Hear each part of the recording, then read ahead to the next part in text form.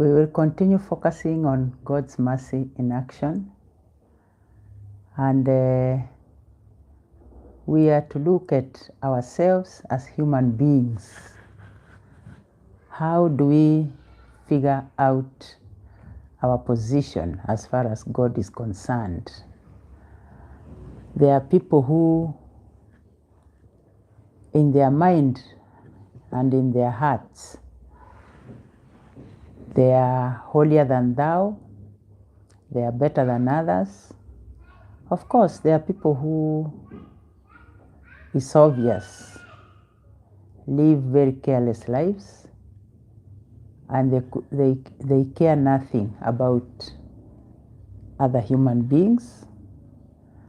But we are going to look at, how does Jesus look at us? How does God look at us? We know we are all human beings, and we know that human beings are weak, but our walk with God makes us better every day. That is why in the book of Proverbs we are told that the path of the righteous is like the light of dawn. It grows brighter by the day. No one is born without mistakes. We know we all have the Adam sin, which we are told is removed during our baptism, but we still have those human tendencies of doing wrong, of committing sin. And when we look at our lives, we realize that we are where we are because of the mercy of God, not because we are good, but because God has decided to forgive us, God has decided to walk with us, and God has decided to guide us in the right paths. Now I would like us to focus on a reading so that we can see how do we walk with God, how do we view ourselves in the eyes of God. Remember, during Jesus' time, there were Pharisees. Pharisees thought they were right, they were doing the right thing because they followed the law. But Jesus kept doing things that irritated them because they thought Jesus was not following the law the way it should be followed. So we are to look at Luke chapter 18 from verses 9. Because Jesus gave practical examples of how we human beings are meant to deal with others, are meant to behave. Remember, the law, the way Jesus explained, he made a clear distinction that there are two major commandments. The first one is to love the Lord your God with your whole heart, with your whole soul, with your whole mind, and with your everything. Then number two is to love your neighbor as yourself. And I don't have to go into that because Jesus also explained who is your neighbor when he gave a good example of the Samaritan, the good Samaritan. So we don't have to ask, who is my neighbor? We all know everyone who is next to you, whether in a bus, whether in a family, whether in your workplace, wherever you are, the people you meet on the streets, those are your neighbors. And they are God's creation and they are God's children. Some of them will please you, some of them will displease you, but they have their maker, they have their creator. And it is not for us to give judgment. We are told not to judge, and we shall not be judged. That is the greatest mistake we human beings make, because we are forever judging people. Yeah, people can make mistakes. We are all different in life. We view things differently. We do things differently. But if I made a mistake in one way, there's no human being who is perfect. There's no human being who is perfect. And I can make this mistake, and maybe you are making another mistake. Maybe I'm good at backbiting, and somebody else is good at calling people names. Or somebody else is stealing, and another person is doing something different. So we all have our own human weaknesses. That is why it amazes me that we as human beings are very quick to judge. But I think when we are judging from our own perspective, not God's perspective. So I want us to look at this. Let us see how God judges. Because if everything is written in the Bible, Jesus gave so many parables.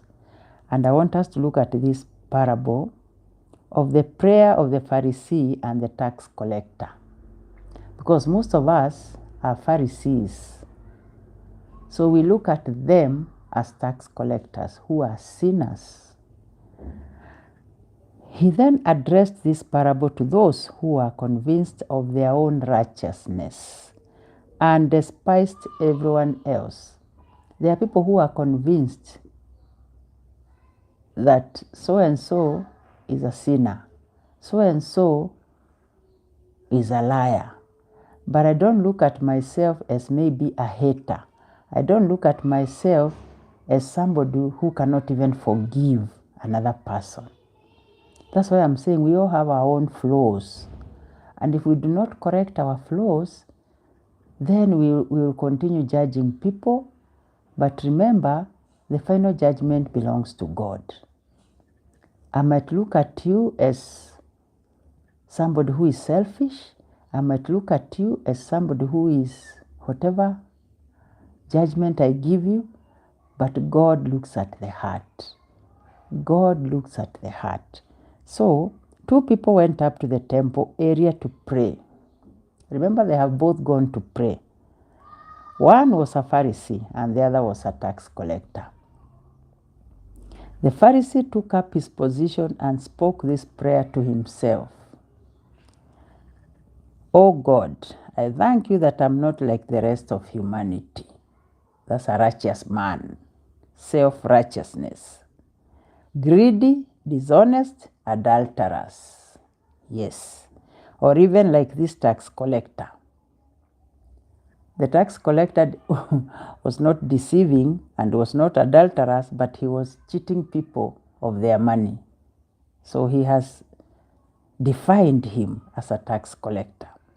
I fast twice a week, and I pay tithes on my whole income. Very good. Tithes are meant to be paid according to Malachi chapter 3 verse 10. We have been told not to steal from God. Fasting is very good. We are in this period of Lent, so we are fasting. And this man is doing all that. And he's reminding God as if God doesn't know what you are doing. And he's reminding him, I am fasting. I fast twice a week. I pay all my tithes. So I'm not like that tax collector, and I'm not like the rest of humanity. Imagine, what a judge. He's already judged humanity. So he has taken the place of God. But the tax collector stood off at a distance and would not even raise his eyes to heaven, but beat his breast and prayed, Oh God, be merciful to me, a sinner. Imagine, the tax collector knows he's a sinner. He has recognized himself as a sinner. I tell you, the latter went home justified, not the former. For everyone who exalts himself will be humbled, and the one who humbles himself will be exalted. So, when we humble ourselves, we will be exalted. But when we exalt ourselves, we will be humbled. So, the prayers of the Pharisee, unfortunately, were not heard because he did not humble himself. He went about beating his chest, claiming self-righteousness before God. And remember, this is the God who looks at our hearts. He knows us. He knows us in and out. And He wants us to be humble. So, how do we go before God? How do we pray before God? When we go to God, how do we pray? Because this man praised himself and despised others by a boastful prayer. Do you go before God boasting that, see, I don't make mistakes? I fast maybe every day. Like this time now, we are in 40 days fasting, Lent period. And you go before God with a prayer that is not based on God's goodness and mercy and pardon. Because God looks at His goodness, His mercy, His pardon. Because if you go before God for pardon, He will pardon you. It is not for human beings to judge. Human beings can judge you as much as they want. But remember, God is your judge. God is the one that will judge you. God is the one that judges human beings. But this man now exalted himself. He went before God with pride instead of humbling himself. And it's only God who can justify us. So the tax collector sought God in humility other than in pride. He was not proud. He sought God in humility. He had true sorrow for his sins, so he sought God with humility rather than pride. Pride leads to self-deception. When we are proud, we think highly of ourselves. We think highly of ourselves. But is that how God looks at us? Is that how God looks at your neighbor who you are despising? Because you think that neighbor is a sinner. So, when we have pride, we have self-deception and spiritual blindness. Spiritual blindness, we lose sight of God's goodness, of God's mercy, and God's pardon. Because when you go before God and you are talking about another person, you're supposed to talk about yourself before God. Because it is about you and God. It's not about you and the other person. I cannot go and start telling God about somebody else's sins or mistakes. I only need to go to God and pray about myself. And if I feel obligated, if the Spirit guides, then I can talk to Him about how to correct the other person. I can even ask for wisdom. I can even ask that God guide me. May the Spirit of God guide me so that I can guide another person and I can get them out of the pit that they are in. Somebody could be in a pit and they are not aware. But my eyes have been opened, my eyes of faith, to see that somebody is in sin. And I can walk that person in love from that pit. Not by condemning them, no. It is in love, because that is God's way. God's way is love, God's way is mercy, and God's way is goodness. So, when you look at other people, let us look at them through the eyes of God. How does God look at them? If you read the Bible, how did Jesus deal with sinners? Did He dismiss them? No. They needed salvation. And He said, I require mercy, not sacrifices. Jesus will not ask you at the end of the day how many services, church services you attended, how many Bible lessons you attended. He will ask you, how did you extend mercy to your neighbor? How did you extend mercy to your neighbor? How did you give mercy? How did you forgive? How many times did you forgive? He will ask you. Who did you lead back to God from sin? Or did you just cast them away?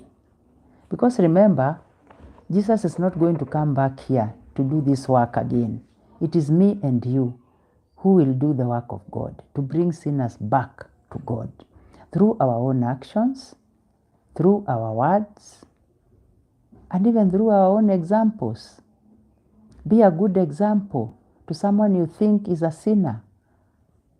Talk to them, admonish them, but admonish them in a manner that is showing God's goodness and God's mercy and God's love.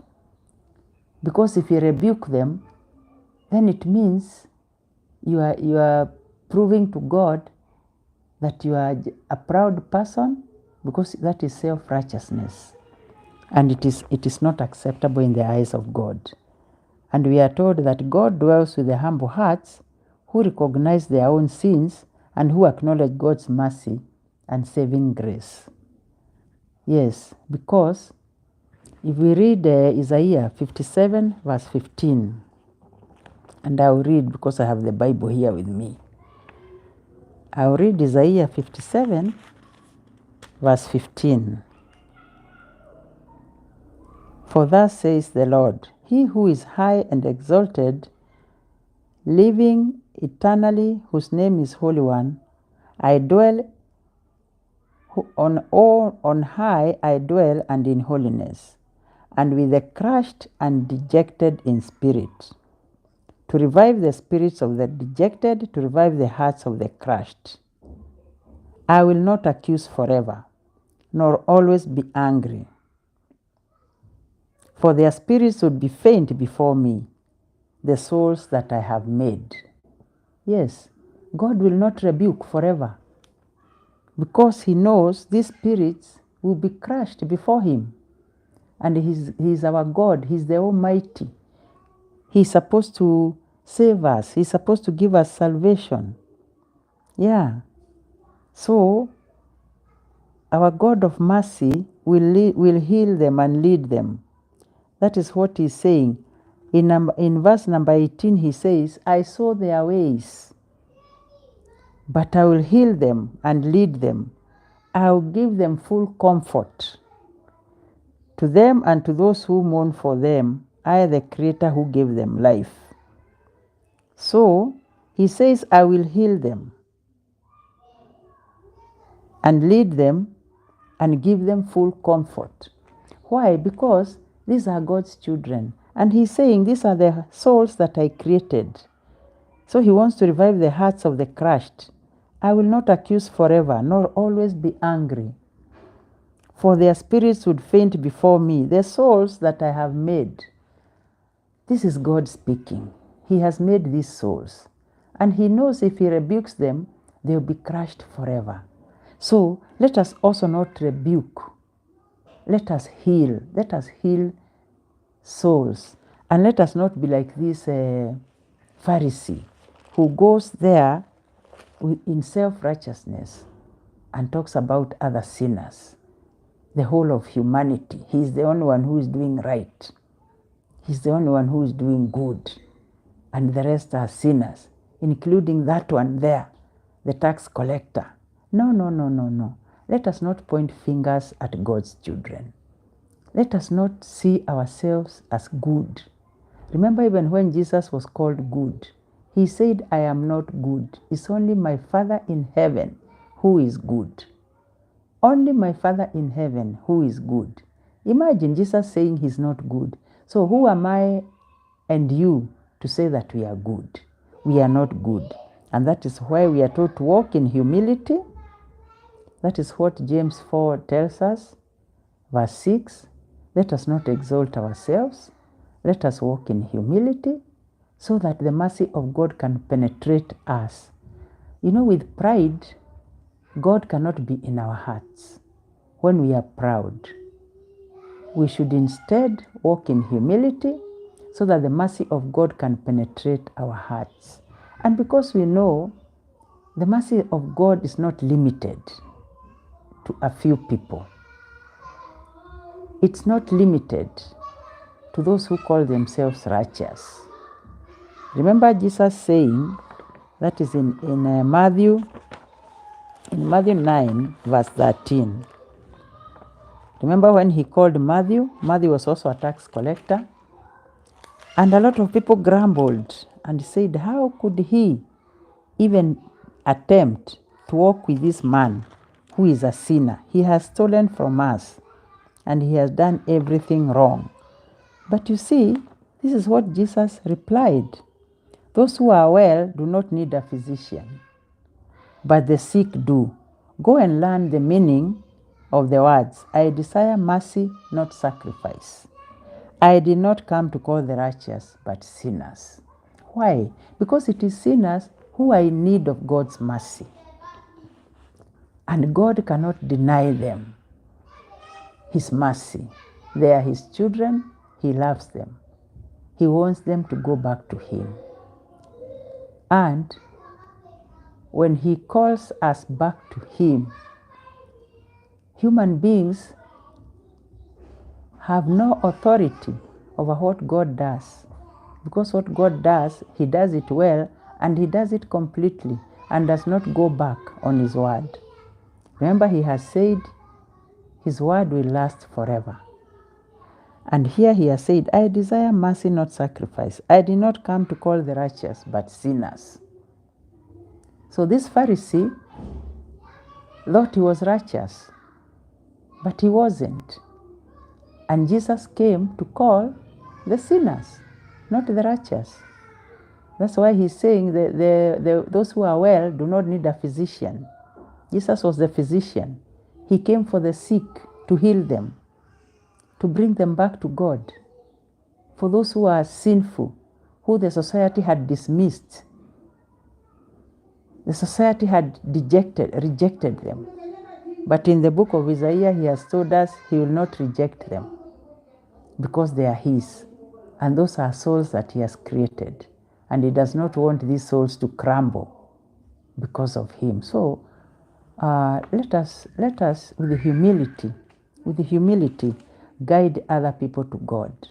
With humility, we have a responsibility of telling people to walk the right way, but also knowing that we are forgiven sinners who have received the mercy of God, not because we are worthy, but because God has been merciful to us.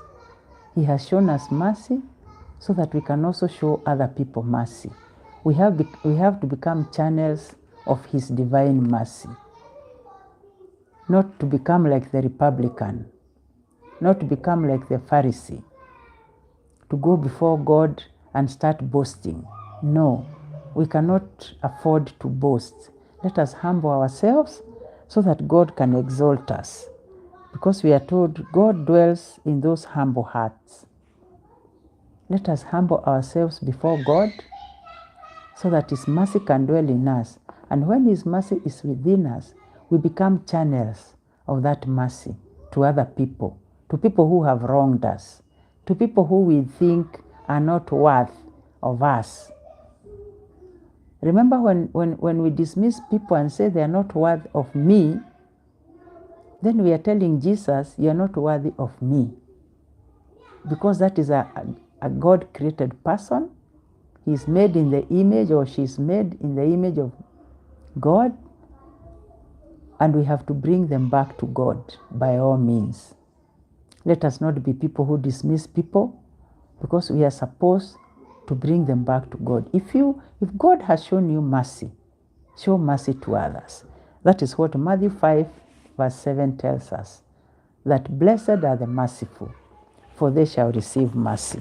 And then we are also told by James, in the book of James